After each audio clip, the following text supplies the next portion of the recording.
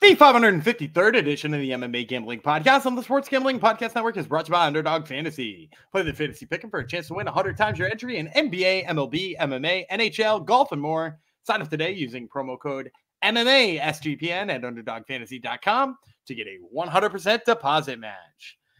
Plus, we're brought to you by our NFL Draft Bingo. Play NFL Draft Bingo for free. You'll get a chance to win a $100 SGPN gift card exclusively on the SGPN app.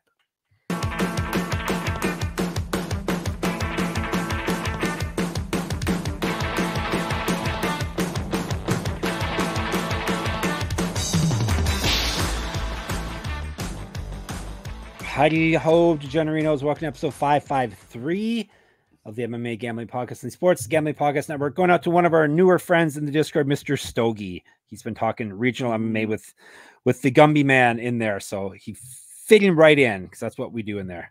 Bunch of nerds talking about MMA, not talking about Dragon Ball Z. Thank you for coming to the show. I'm one of your hosts. Almost made my co-host choke. I'm one of your hosts, Jeff Chalks Fox. Thank you for coming to the show. I have a cheerful co-host with me. He's not grumpy at all. He's actually laughing to himself. We're going to cover the main card of UFC Fight Night, Nicolau versus Perez. Don't worry, it's going to be good. Whether it sounds like that, whether that sounds appetizing or not, it's going to be good. It's UFC, guys. It's back, and it's in the Apex, so we're going to see our friend in there, former champ Jamal Hill. He's going to be stumbling around in the bleachers. It'll be a good time. All right, don't worry. Yesterday we did prelims. If you haven't listened, make sure you go back and listen to that. We had how many fights did we do? We did 7 fights, and we agreed on all of them. We disagreed on a comic book anime type of thing, but we agreed on all the fights. So go back and listen to that. We even got some dogs there. So if you're on YouTube, make sure you subscribe. That would greatly help us. We still have a lot more people watch us that don't subscribe to us. So subscribing is less of a commitment than watching the actual show. So think of it that way. All right. We're going to get down to the nitty gritty here. UFC on ESPN, it's also called Nicolau versus Perez. UFC Vegas 91 is probably what you'll see our articles on sportsgamblingpodcast.com labeled as, call it whatever you want. That's what we're covering today. We got 6 fights to do on this here episode. Let's bring in my cheerful co-host. His name is Daniel Gumby Vreeland. He'll let you know his thoughts on this here main card portion of the night. So first of all, you almost made me spit coffee all over my computer. The screen would have been the camera would have been all black. It would have been great. Or I probably would have had to get rid of this computer because it's already kind of on the fritz. So yeah, we would have been in that part. I will also say shout out to Mr. Stogie because he is probably the only person out there who's ever gotten, first of all, the lightning round of the LFA. He watched the lightning round of the LFA episode and then was like, hey, do you know what's a fight you didn't cover that I think there's value on? No way. And then he pointed out a fight. I went back and looked. So shout out to him here. I'm also going to give you the play. Shad Walters right now, plus 155 on LFA. When Mr. Stogie pointed out, it was damn near a pick'em. And the money's come in on the opposite side. And I think Shad Walters is a great value. His wrestling could probably play up in this fight. And I think his opponent, who I'm not going to try to say his last name, there's J's and G's and there's so many letters. But I think his wrestling's going to play up against that guy. And plus 155 is a great value. You would make me say it, but you're not going to try it yourself. Fine. Have you seen it? Do you see the one I'm talking about? No. It's like Jolag. Okay, that's maybe that's how you say it. It's true. Well, it sounds like Mr. Stogie's on your level of MMA nerdom, which is good. He's found his tribe for sure. If Gumby ever chokes to death on one of my jokes, then I can bring in Mr. Stogie as a replacement. So I already have it all figured out, Gumby. So because my comedy may kill at some point. All right, Nicolau versus Perez. Do you like our main card that we're getting? Anything excites you on this before we dive into it?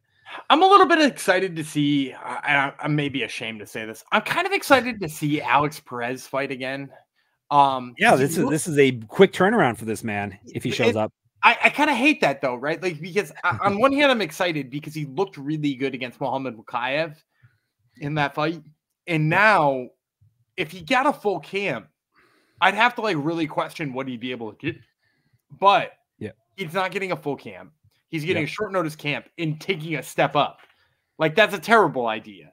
So I'm excited to see what he looks like. I don't think he's gonna have the best version of himself without a full camp. Also, the David Onama versus Jonathan Pearce fight is just an absolute banger. Yeah. I love that fight so much. Yeah. Spoiler alert, I flip-flopped 7 times on that fight already. I think I finally settled in, but I flip-flopped 7 times. So there you have it. Do you think we're going to agree with everything? I think there's one fight we're going to definitely disagree on. Interesting. You think we'll see if I'm right about that. All right. Good to know.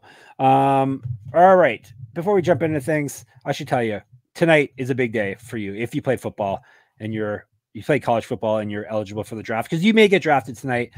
While you're watching yourself possibly getting drafted, you can hang out with us because the NFL draft is this week. As I said, it's today, and the Sports Gambling Podcast has you covered all week and all day today and all night with the NFL draft props, mock drafts, and our NFL draft watch party. Tune in tonight, Thursday, on the Sports Gambling Podcast YouTube page and hang with the guys for the best NFL draft watch party out there. And make sure you download the SGPN app for your free shot at winning a $100 SGPN gift card with NFL draft bingo, so you can dress cool and sticky like the rest of us. All right. Main card is a 7 p.m. start time this Saturday. UFC fight day, Nicolau versus Perez. Main card is on ESPN Sportsnet for us Canadians up here in Canada. But I'm sure the rest of you will be watching. Well, actually, no, if you're watching this, you're not going to be watching hockey. You're going to be watching the MMA, or you wouldn't even be listening to this show here. All right, let's kick things off, shall we? We're doing a welterweight fight off the get-go. We got Tim Means from the United States of America, Uros Medic from Serbia. 3 5-minute rounds, 170 pounds. Means the Dirty Bird, one of the classic nicknames in the game. 33-15-1 with 1 no contest, 20 knockouts, 5 submissions. He's been knocked out twice, submitted 7 times. Still, it's pretty durable for a guy who's fought. This is going to be fight 51 for him professionally. 15-12 with 1 no contest in the UFC. 1-3 over his last 4. Won his last fight via TKO. He has multiple regional championships on his mantle. Correct. Get the shirt, sportsgamblingpodcast.com/store. Get sticky with it. All right. He's fought at pretty much every weight class. He's at welterweight now. He has fought at lightweight, middleweight, and light heavyweight. 2004 pro MMA debut. 2-1 as a pro boxer. Inch of height over Medic. 4 inches of reach. Better grappling stats. And he's outstruck his UFC opponents by 1.45 strikes per minute, plus 250. Medic, the Doctor, one of the great nicknames as well in the game. 9-2 with 7 knockouts, 2 submissions. He's been submitted twice. This man owes us rounds, damn it. 3-2 in the UFC, 2-1 over his last 3. Lost his last fight via submission. He went 1-0 on Contender Series. Used to fight at lightweight and middleweight. 9 years younger than Means. Better striking stats, more active landing strikes. Outstruck his UFC opponents by 2.46 strikes per minute, minus 275. I kick off the main card. Give me Medic here. The age thing is a massive thing. As is the way less damage on his body than the Dirty Bird has. And I think he's going to be the better, more powerful striker in this matchup as well. So give me a Medic. Hard to pick against Tim Means, but Medic's to pick. I'm one of those people who doesn't buy into the age gap being the most important thing in the world. But this age gap is not just an age gap. It's a wear and tear gap. Because Medic is not taking abuse in the same way Tim Means is taking abuse. Like Tim Means has been in a decade of wars, right? And a guy who's been beat up and a guy who is now slower than he used to be and who maybe just relies on his wrestling more now than he used to. And I don't think that's a good thing here because I think Medic is so fast on the feet. I think he's got enough wrestling that he's going to stuff Tim Means here. I think we're going to see Tim Means get beat up in a really bad, in kind of unfortunate way. To the point that I made on the last episode. I love Hani Yaya. I also love me some Tim Means. I love watching Tim Means fight. He's so exciting. He's so fun to watch. He's he's a fun guy to interview because he's interesting and all that.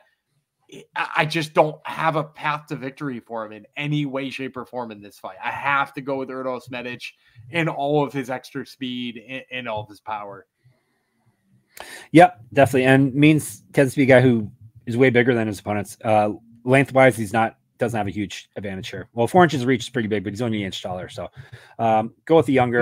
Medic uses the reach better than Means too, though. I'll give you that because you're right. Means has got the reach. But Means, I mean, I guess he throws a jab once in a while, but Uros Medic is like an actual technical kickboxer versus Means, who's just like funky. Yes, he's just a dirty bird, basically is what he is.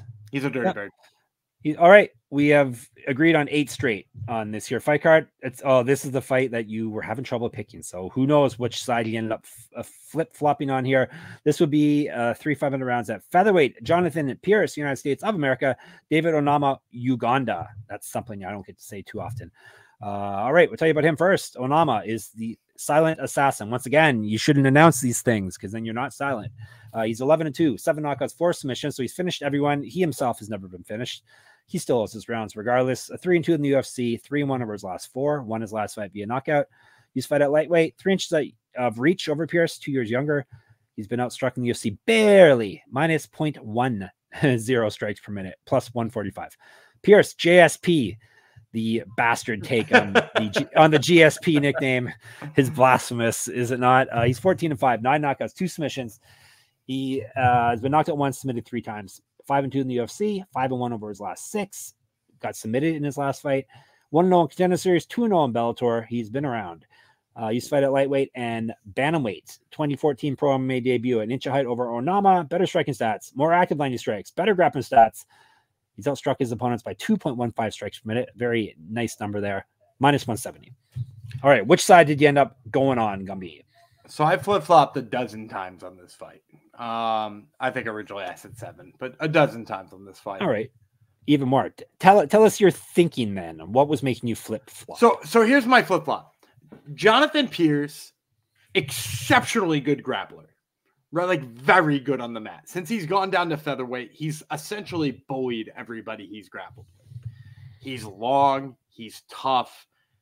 Apart from letting Joe Anderson Brito up and then giving him a guillotine, like has looked impeccable at featherweight. David Onama hits really hard. Yeah. Like that's the bottom line on David Onama is like, you're like, I mean, like Pearce is not a better boxer than David Onama. He maybe has a more complete game in addition to being long, like he has the takedown game to him and all those other things. I eventually decided, and now I have to officially announce it. So I'm gonna take Jonathan Pearce in this fight. Me too. Yeah, I think. Yeah. Here's the problem with me. As I went back and I watched a couple of David Onama fights, and the power plays up. His offensive wrestling is actually pretty damn impressive when he chooses to do it himself. Like, what was it, the Garrett Armfield fight? And granted, Armfield took that on short notice. But the Garrett Armfield fight, I was like, damn, this dude can wrestle. When he defensively wrestles, it's not quite there. And, if you think about what Jonathan Pearce did in his last fight, he looked so good wrestling Joe Anderson Brito. He looked so good on top. He was beating the living hell out of Joe Anderson Brito. And then he made one crucial mistake where he let up for a second. I have to imagine that he has decided that he will not do anything where he's braggadocious even for a freaking second in this fight with David Onama. And I think you're going to see his top control on a new level. I think you're going to see him get that takedown on David Onama. I don't think David Onama is going to have an inch to breathe. I think Jonathan Pearce is going to be laying down some pretty heavy ground and pound. So I'm going to go with Jonathan Pearce here. Again, I've flip-flopped 7 or 8 times. So negative 170, maybe not the best price in the world, but I do think at the end of the day that like, he's just not going to make the same mistakes as he did before. And like, obviously the big mistake here would be just like throwing punches for more than 14 seconds. And I don't think he'll do that. Yep. Onama has been taken down 5 times in his past 2 fights. And against who? Give me the names too. Gabriel Santos, even worse. Yeah. And then Nate Landwehr, the renowned grappler, Nate Landwehr. I guess he's that's kind of my point. And I like Gabriel Santos. I will say I'll go to bat for Gabriel Santos here, LFA alum. But like those guys don't grapple like Jonathan Pearce. No. Like Jonathan Pearce is a better grappler than both of those guys. Yeah, Pearce is a pick here. More complete a fighter than Onama. Maybe not more dangerous. Onama is scary on the feet, as Gumby said. But Hopefully JSP realizes I shouldn't have said that nickname. Hopefully he realizes JSP. Hopefully he realizes that heading into this, that he shouldn't be playing around like Gumby said. He should be playing around on the feet. All right. A place you can play around on is Underdog Fantasy. That's what they're there for you to play around. The NBA playoffs are here, and our sponsor, Underdog Fantasy, wants to make it a lot more interesting. Underdog Fantasy is the easiest place to play fantasy sports.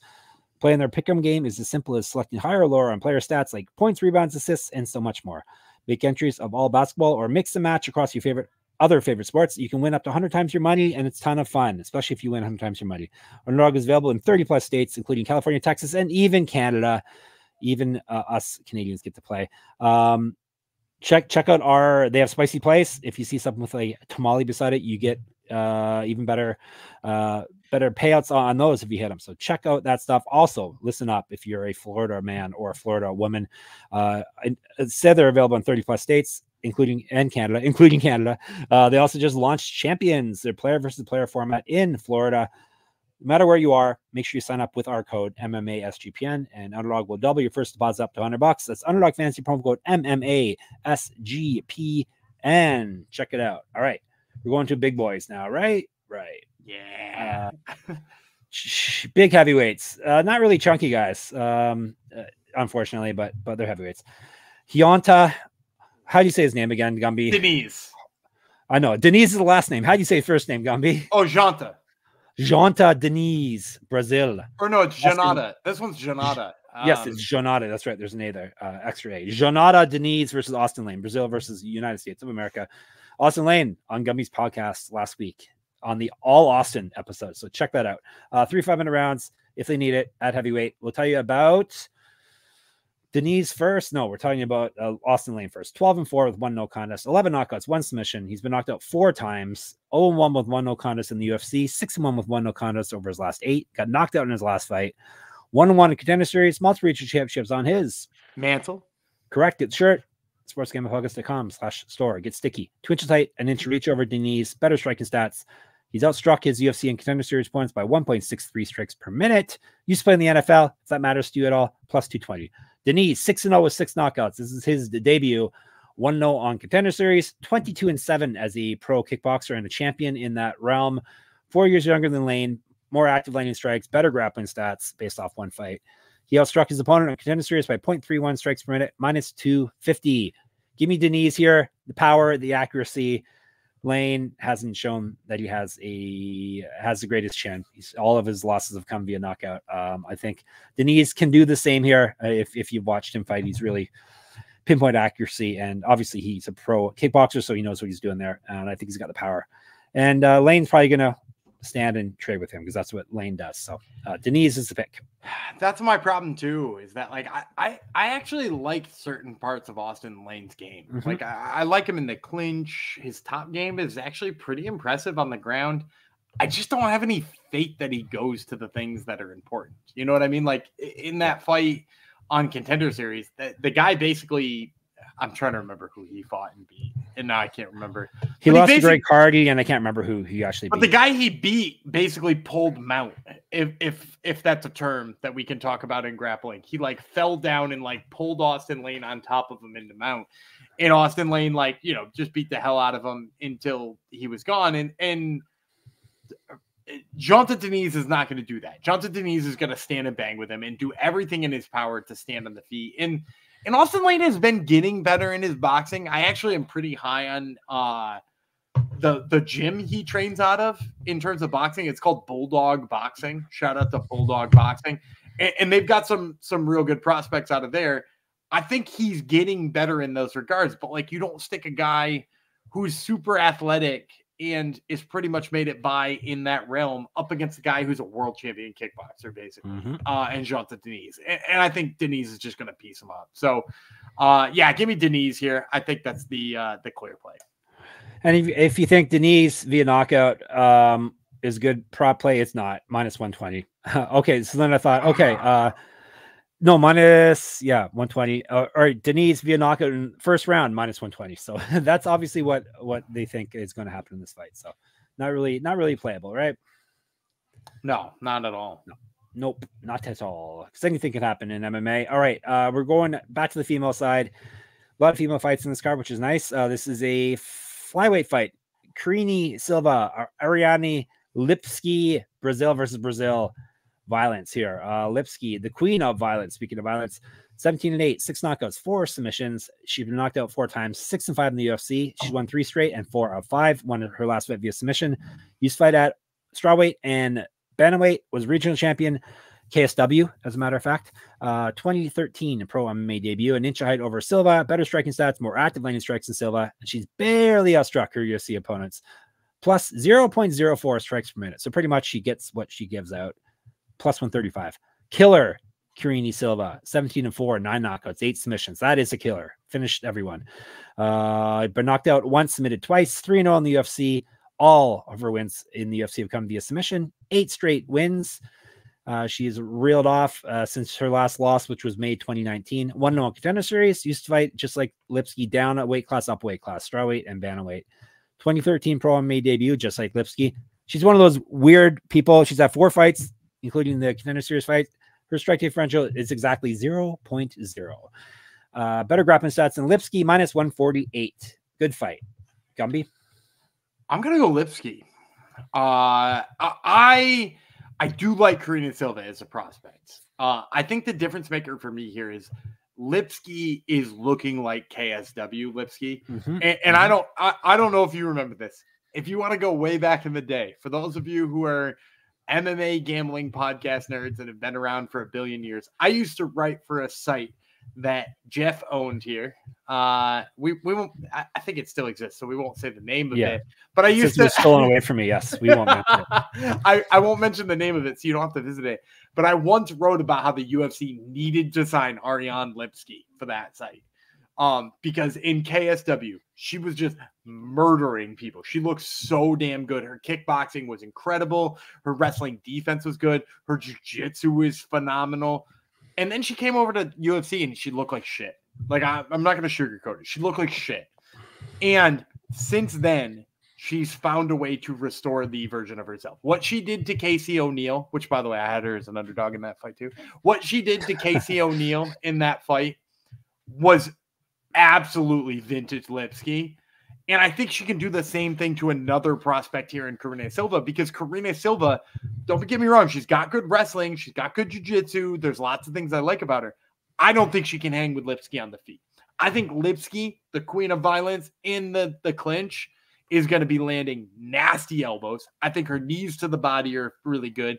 And I think on the ground, she holds her own enough that I think she's going to give Karine Silva a whole bunch of trouble. So I'm going to go dog here.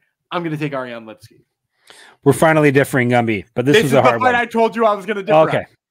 Remember when I said we were going to differ on a fight? I thought you had Silva. Yeah, it's a hard one. I can't go against her at this point. Like I said, this was a very tough one for me to pick. I was bouncing back and forth on it. I'll go with Silva. But Lipski's looks so good leading up to this fight. KSW Lipski. KSW Lipski. She's like high fight IQ Cody Brundage. don't saddle her with that, please. It's not fair. But yeah, high IQ Brundage is good. No, I know it's good. Don't hate on high IQ Brundage. Yeah, this will not be a lock of the week or anything like that for me. Looking forward to seeing the fight, and I'll be happy with whoever wins. But hopefully, it's the person I picked. All right. Let's tell you about our football contest proxy. Thinking of entering the Circa Survivor or Circa Millions contest, but don't live in Nevada? No problem. It's very easy to hire a proxy to submit the picks for you each week for your chance to win millions. Sign up in Las Vegas and then just submit your picks to your proxy. We've partnered with the gold standard of proxies over at footballcontestproxy.com. Plus, if you use promo code SGP at checkout, you'll save $50 off the proxy fees.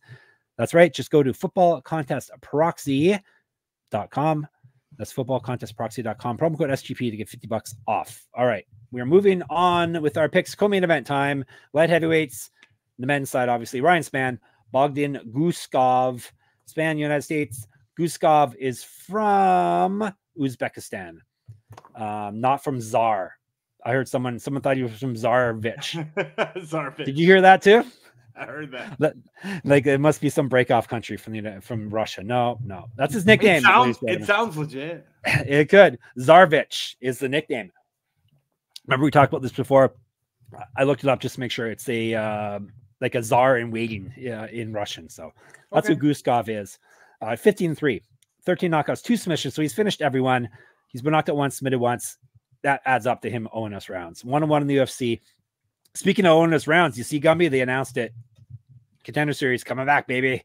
Right after my birthday. You know I don't celebrate my birthday, but that's a gift right there. We are going to celebrate his birthday in his backyard, all of us, and then we're going to have fun with Contender Series. All right. Guskov, 5-1, like I said, over his last 6. TKO win in his last fight. 1 year younger than Spann. He's been outstruck over his 2 UFC fights by 3.38 strikes per minute, plus 180. Superman Spann. You might think Clark Kent is Superman. You were incorrect. It's Ryan Spann all along. Another thing, you shouldn't advertise that because then you're giving away your identity. He's 21-9, 6 knockouts, 12 submissions. He's been knocked out 3 times, submitted 3 times. 7-4 in the UFC. He's lost 2 straight before that. He won 2 straight. Missed weight before. Keep an eye on that. 1-1 in Contender Series. Multiple regional championships on his mantle. Correct. Go to the store, sportsgamblingpockets.com/store. Get some gear. Get sticky. Last time I'm saying that this episode. Used to fight at middleweight. 2013 Pro MMA debut. 2 inches of height, 3 inches of reach over Guskov. Better striking stats, more active landing strikes, better grappling stats. Based off Guskov's 2 fights. Spann has been outstruck though in the UFC by 0.49 strikes per minute, minus 190. I'm going dog here. Goose. I listened to a podcast this morning that I like, and the person on there is going Guskov. This is one of the fights I was up in the air on. Spann's kind of a disappointment. He's kind of maybe Ovince named Pruish, where he can look good one fight and then he doesn't come through the next. I think Guskov is worthy here of the plus money, especially when you consider how good he is and powerful he is on the feet at plus 180. And I think that wise man I was referring to is going to tell you probably more detailed info because he's more of a scouting fighter guy than I am. So you gave him an Ovince St. Preux comp. Yep. Based on the idea that Ovince St. Preux looks good sometimes and bad other times. Let me tell you who he's looked good against. Since 2019, so the last half a decade, here's who he's looked good against. Devin Clark. Oh, the Brown Bear. Cut. He won a split decision against Sam Alvey. Cut. He knocked out he finally got cut. He knocked out Misha Serkinov, which, by the way, so did a stiff breeze. I think he got cut too. I'm not positive though. He should. Ion Kudalaba. He's still around, but yeah. But he makes really dumb decisions, right? Yep. And then he knocked out Dominic Reyes with what is being described as a power jab. Yes. Those are his last 5 wins. Yep. Like, Ryan Spann has looked good at moments because he fought Sam Alvey, because he fought Dominic Reyes. And, like, if you look at his losses aren't super impressive either. He's lost twice to Anthony Smith, which, by the way, this is that's who he's fighting. He's fighting muscly Anthony Smith. Yeah, muscly Russian Anthony Smith. I am going to caveat this because I'm the type of person who loves revisionist history, and I'm not going to be like a douchebag about this. But, like, he did beat Anthony Smith the second time. The second time, Anthony Smith, there's no way he should have gotten that decision. That's a really bad judge's score. But he's lost to Anthony Smith twice, Nikita Krylov, and Johnny Walker after just changing camps. Like, this is not a good resume here for him. And in the defense of Bogdan Guskov, if you let Bogdan Guskov strike, if you don't take some kind of intense grappling game to him, he looked exceptional against Zach Pounga, right? Like, he looked like an absolute world beater against Pounga. Now, Volkan Ozdemir made him grapple a little bit. He looked terrible. Do you feel like Ryan Spann can do that? Do you feel like Ryan Spann can take some kind of weird grappling game to him? Because if he can't, he's going to eat one of the most vicious right hands he ever has, and he's going to go to sleep. And for that reason, I'm on Guskov as well. Yeah. Maybe I think with Spann, I'm saying he looks like he should be good. Like, he looks, fairly athletic, he's big light, for the weight class, well coached, but yeah. He's what happens when you stick Uriah Hall and Ovince St. Preux in a blender. Boy, it's getting worse and worse for him now, isn't it? No, Ryan Hall's really skilled is the thing. Yeah. Right. Yeah. And you said Ryan Hall. I thought you said Uriah. Oh, not Ryan Hall. Uriah Hall. Sorry. Yeah, there's no Ryan Hall in that dude's body. Uriah Hall is really skilled and sometimes fights like an idiot. Yeah. Oven St. Preux sometimes fights brilliantly and is maybe not the most skilled guy on the planet, and he's somewhere in between those two things. His last fight was all the LOLs really, for that last fight. All right, so Guskov, we're in on a big dog for y'all. All right, go to the main event, shall we? As of now, Alex Perez. Well, he showed up for his last fight, so we should stop saying he's not going to. His DNA is no longer an abomination. Yeah, he fixed it. He like the man in my shirt, Keith Richards, got a blood all his blood replaced. Everyone says Perez got his DNA replaced. Is that a thing? That is, they said that about Keith Richards. Yes, so he got like blood transfusions. That's why he's still alive apparently. So. I thought you have to eat like babies or fetuses is how you stay alive, but anyhow, that's I think that's a conspiracy thing that I'm not into. Obviously, I'm not into eating babies. All right, we'll go on the record with that. I am into this main event because it's flyweights, and I'm we like watching our flyweights. Matheus Nicolau, who is part of the great flyweight purge of what year was that again? What was that, like 2018, 2019? Yeah. Luckily, he came back. Matheus Nicolau versus Alex Perez, 5-5-minute rounds at flyweight. Perez is 24-8, 5 knockouts, 7 submissions. He's been knocked out once, submitted 5 times. As Gumby said, he is taking this fight on short notice because he's facing his arch nemesis, or he was replacing, his arch nemesis Manel Cape. Perez 6-4 in the UFC, which sounds all right, but he was 6-1, and then he fought for the title, and he's not won since. He's lost 3 straight fights. Before that, he won 3 straight fights. He's not won a fight since June of 2020. Used to fight at bantamweight, as pretty much every featherweight has. He's missed weight 4 times at flyweight, so keep that in mind. Fighters that miss weight generally don't win fights. So if he does miss weight for this fight, he only has a 41% chance of winning. Based off of the stats, he's missed weight at bantamweight as well. 1-0 contender series. It's crazy. Contender series has been around that long, but yes.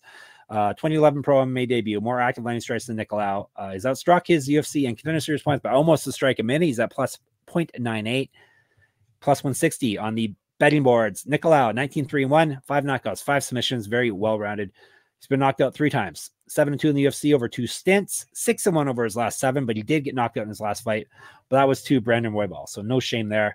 That was back in April 2023. He's not won a fight since December 2022. Used to fight at bantamweight as well. 2-1 in the Ultimate Fighter. 2010 pro MMA debut. He's outstruck his opponents in the UFC by 0.52 strikes per minute. He's got an inch of reach on Perez. He's got better striking stats than Perez, and he's at minus 180. Gumby gets to finish us off here. I'm going to go Nicolau.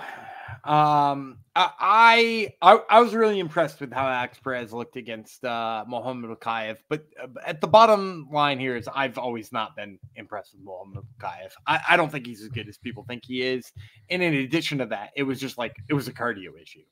I think Perez is getting a step up after losing and doing so on short notice, and doing so against a guy who.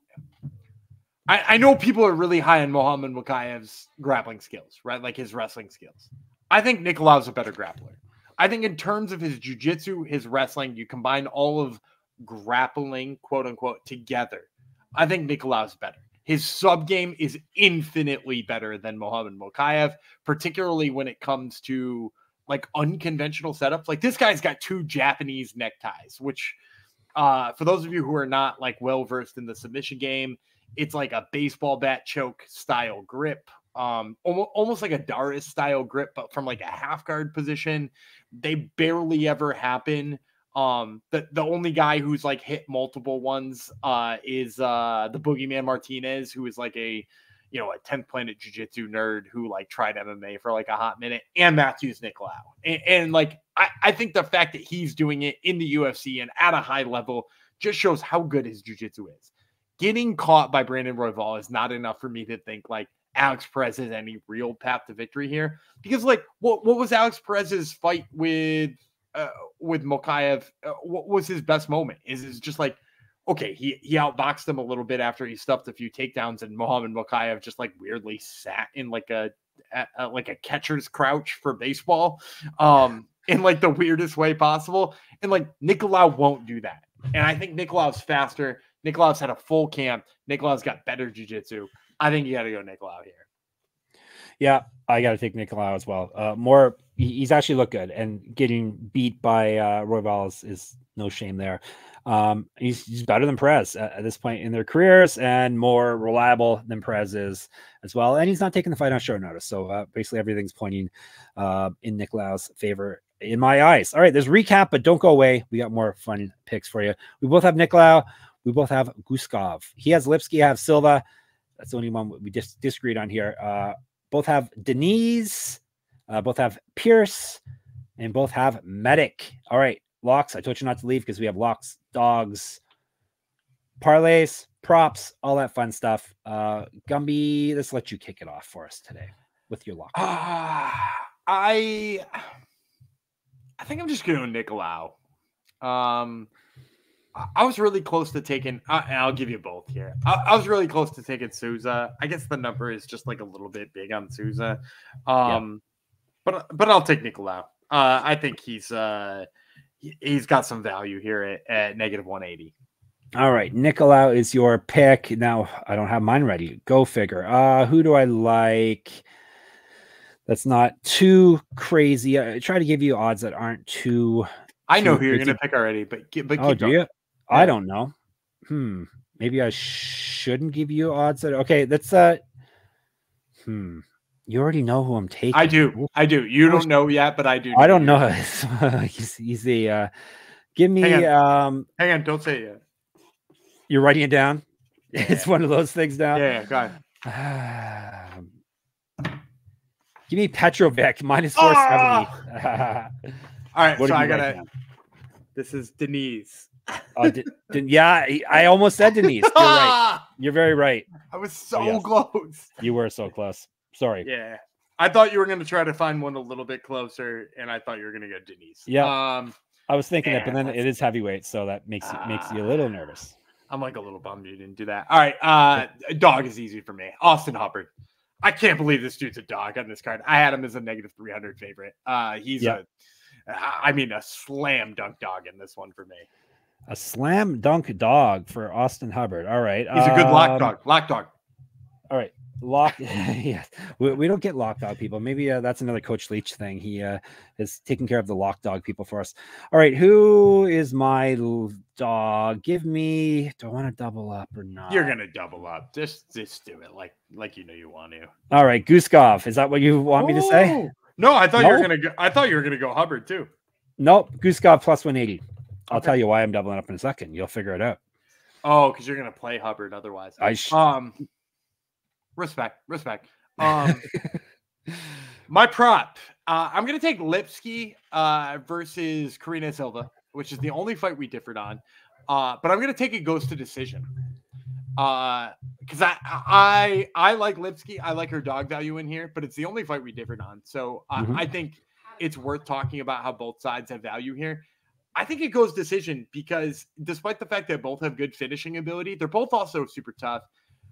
Fight goes to decision in a women's flyweight fight with good fighters, right? Like we can both agree they're good. Plus 140 on women's flyweights to get to the cards. That to me is crazy. It is crazy. Good pick. Guskov knockout is how I'm doubling up, Gumby. Plus 230. Well, it's good that you played the Guskov. Oh, here we go.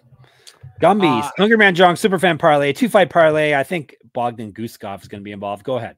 Yeah, Bogdan Guskov by KO is the first end of my parlay. There you go. I've been feeling knockout heavy lately.